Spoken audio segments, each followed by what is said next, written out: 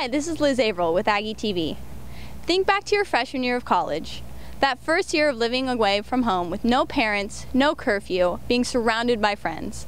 But with the good comes the bad. Those tests you actually have to study for now, that mandatory 8 a.m. class that you have to go to Monday, Wednesday, Friday, and of course finals week, which speaks for itself. Think about that amount of work and add on being on an NCAA team. For most, this amount of responsibility and time commitment would be an absolute nightmare. But for Big West Conference Freshman of the Year Matt Wiesenfarth, it's a reality that he handles just as easily as a ball in a soccer field.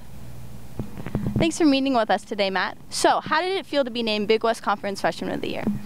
I mean, it was awesome. About a year ago, I was in the process of choosing schools, and I heard from all my coaches that freshmen rarely get time, like a lot of them redshirt.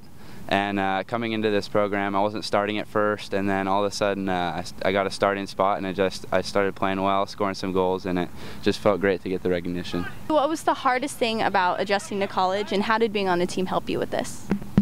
I think the hardest part was time management, because we had to schedule our classes around practice. We had practice every day, sometimes even twice a day, and it didn't really seem like I had a lot of time to myself, and it was helpful to talk to a lot of the older guys on the team, because they'd tell me how they used to do things, and it really helped me get a process going. Out of all the schools you applied to, why did you want to become an Aggie?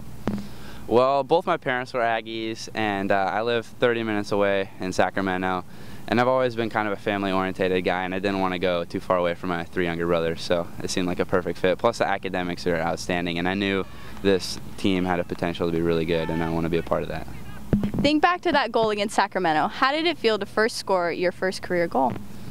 It felt great. I mean, it was such a relief to get it off my back. I think there were around less than 10 minutes in the game, and I looked at my assistant coach, Jason, and he kind of looked at me and he gave me the thumbs up, like, you got it. And I just felt like I had a duty, and I think 6 minutes left, I scored, and it felt amazing tying it up and putting the game into overtime.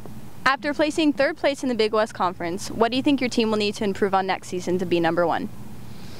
I mean, throughout the season, it seemed like we always went into the game believing we were underdogs. I know we played some top teams like UCLA, UC Irvine, UC Santa Barbara, and it seemed like we kind of went into it changing our style to kind of match theirs. And I think if we go into it if we develop our own style of play and play with that throughout the entire season next year, we're going to be a force to be reckoned with for sure.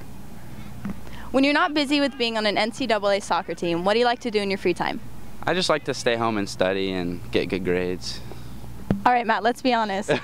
No, I like to hang out with friends, and I mean, I'm in college, I need to make some money. I'll go out and babysit every once in a while, but mainly just go catch a movie with friends late night.